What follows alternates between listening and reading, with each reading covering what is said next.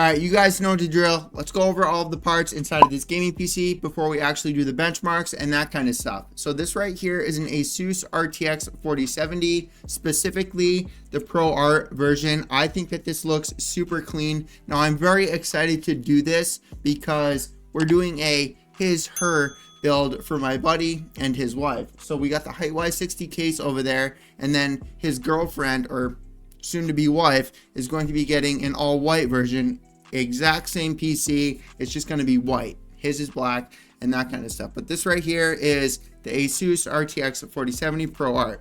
The cool thing about this graphics card is that there should be a switch right here from performance mode to quiet mode, which, yeah, you can argue it's just a small teeny tiny little feature, but it is a benefit for creators that have a computer sitting right next to them. So for the motherboard, CPU, RAM, and NVMe, we got 32 gigabytes of DDR5, Team Group, T-Force. I use this memory quite a bit because I don't need an application in order to change the color of the RAM. Well, I do need a application, but I don't need a specific application. Corsair. Real quick, just wanted to say that if you would like a PC from me, my Facebook business page is linked down in the description below. I do not charge you anything other than the cost of parts, which I do in fact give you a full list of everything with the final cost before I order it all with my own money. You do not pay me anything until you see the video, the performance, the benchmarks, and all of that kind of stuff. So again, link down in the description below. We have an i7 13700K, we have a 1TB NVMe, and we're going to be using the Gigabyte V760, which I actually missed a sticker. Now we're going to move on to the other stuff. So we have a Be Quiet 1000 watt power supply. Yes, fully aware that this is probably overkill for an RTX 4070 build and an i7 13700K.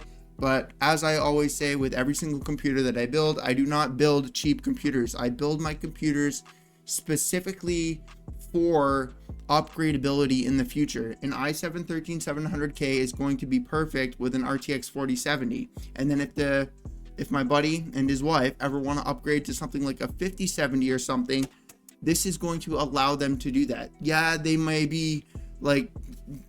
need to upgrade their CPU at some point because, I mean, to be fair, we don't even have a CPU that doesn't bottleneck a 4090 right now, even the 14900K and the 1700 or the 7800X 3D, which is the fastest gaming CPU.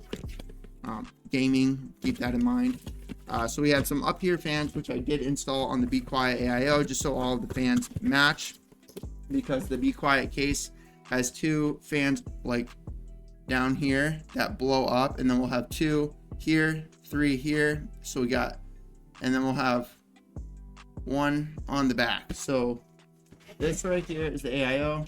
I already installed the Be Quiet fans on it, like I said I did. So this is going to be the Be Quiet Pure Loop. Now I ended up making a mistake and I got the it worked out for me because I got the a 6-pack of fans.